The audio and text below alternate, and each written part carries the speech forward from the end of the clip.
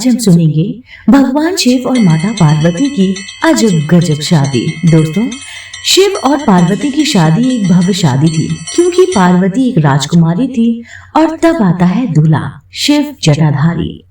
योगिक कहानियों में एक बहुत ही खूबसूरत कहानी है। आदि योगी शिव और माता पार्वती की शादी एक बड़ी ही घटना थी। चूंकि पार्वती माता एक राजकुमारी थी, तो उनके आसपास के सभी जाने माने व्यक्ति आमंत्रित थे। राजा रानियां, देवी देवता, सब एक से बढ़कर एक और हर एक महंगी परिधान से सुसज्जित थी। तब आता है दूल्हा, यानी हमारे प्यारे भोले बाबा शिव जटाधारी। उलझे बालों के साथ सिर से पैर तक राख में लिपटे हुए, ताजा मारे हाथी के खून टपकता हुआ, चमड़ी की छाल लिए हुए और पूरी तरह नशे में चूर, बिल्कुल परमानंद में। और उनके साथ चल रहे लोग सब विक्षिप्त और विकृत जीव, वे मानव रूप में भी नहीं थे और वे हर तरह का शोर कर रहे थे जो किसी की समझ में नहीं आ रहा था। मीना, पार्वती की माँ, ने उस दूल्हे को देखा और वो बेहोश हो गई। पार्वती ने विनती करते हुए शिवजी से कहा, तुम जैसे भी हो मुझे फर्क नहीं पड़ता, मैं सिर्फ तुम्हें चाहती हूँ। तुम जैसे भी हो, पर सिर्फ मेरी माँ के लिए अपना थोड़ा सा मधुर रूप धारण कर लो। शिव मान गए और उन्होंने एक खूबसूरत रूप धारण कर लिया। अच्छे से तैयार होकर फिर से शादी में आए और जब उन्होंने शिव को देखा, उन्होंने कहा कि वे तो सुंदर मूर्ति हैं, जिसका मतलब वे सबसे खूबसूरत इंसान थे जो उन्होंने अभी तक नहीं देखा। वे 9 फीट लंबे थे। वे कहते हैं कि जब शिव खड़े होते तो वे घोड़े के सिर के बराबर होते थे। जब वे दक्षिण की ओर आए तो उन्होंने कहा कि वे सामान्य से 2 गुने लंबे थे। सामान्य ऊंचाई 4.5 फुट से 5 फुट थी। वे लगभग 9 फीट के लंबे थे। उनको देखकर हर कोई आश्चर्यचकित हो रहा था। शिव शादी के लिए बैठ गए।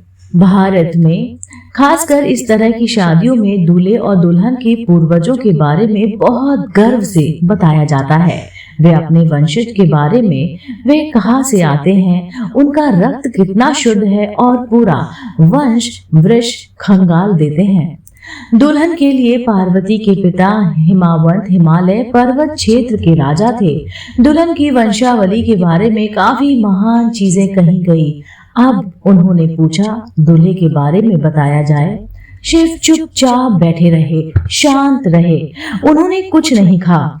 उनके साथ आए लोगों में से कोई भी समझने लायक भाषा नहीं बोल सकता था। वे सिर्फ अनाप शनाप आवाजें निकाल रहे थे। दुल्हन के पिता अपमानित थे। एक व्यक्ति बिना वंश के, ऐसे व्यक्ति को वे अपनी पुत्री कैसे दे सकते हैं? कोई नहीं जानता वो कहाँ से आए हैं, उनके माता पिता कौन है, उनकी वंशावली क्या है। ऐसे व्यक्ति को मैं अपनी पुत्री कैसे दे सकता हूँ? वे गुस्से में खड़े हुए। तब ऋषि नारद, जो शादी समारोह में मेहमान थे, अपने एक तारे सहित आगे बढ़े। उन्होंने एक तारे की तार को छेड़ा। तम तम तम। राजा और भी नाराज हो गए। अब तुम ये एक तारा किस लिए बजा रहे हो? नारद जी ने कहा, यही इनका वंश है। इनकी कोई माता नहीं, इनका कोई पिता नहीं। फिर इनका उद्गम कैसे हुआ, यानी इनका जन्म कैसे हुआ? यह उनका उद्गम है, गूंज है। उनका जन्म ही गूंज से हुआ है। इनका कोई कुल नहीं है, उनका कोई पूर्वज नहीं है, कोई वंशावली नहीं है।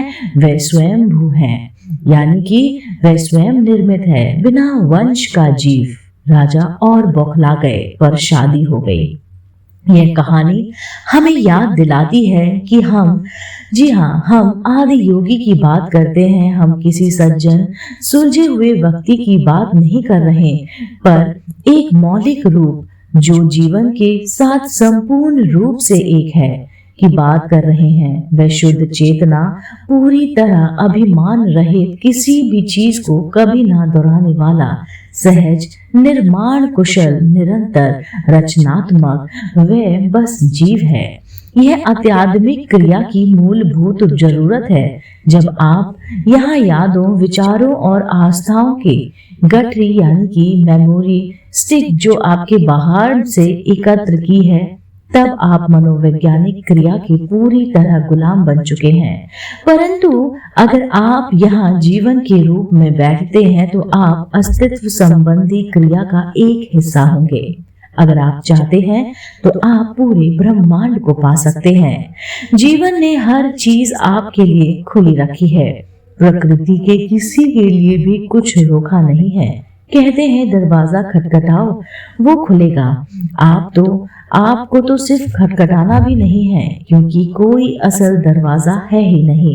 अगर आप अपने जीवन की यादों और दोहराव से दूरी बनाना चाहते हैं तो आप जीवन के दूसरे आयामों तक पहुंच सकते हैं। आत्मज्ञान का रास्ता पर्याप्त खुला हुआ है। हर हर महादेव। दोस्तों, उम्मीद करती हूँ आपको शिवरात्रि के पावन अवसर पर, महापर्व पर शिव और पार्वती की अजब गजब शादी की ये कथा और ये कहानी जरूर पसंद आई होगी। ऐसे ही धार्मिक, पौराणिक कहानी कथाएं सुनने, जानने, देखने के लिए जुड़े रहिए आप अपने पसंदीदा YouTube चैनल से। मैं फिर से उपस्थित होती हूँ। तब तक के लिए हर हर महादेव।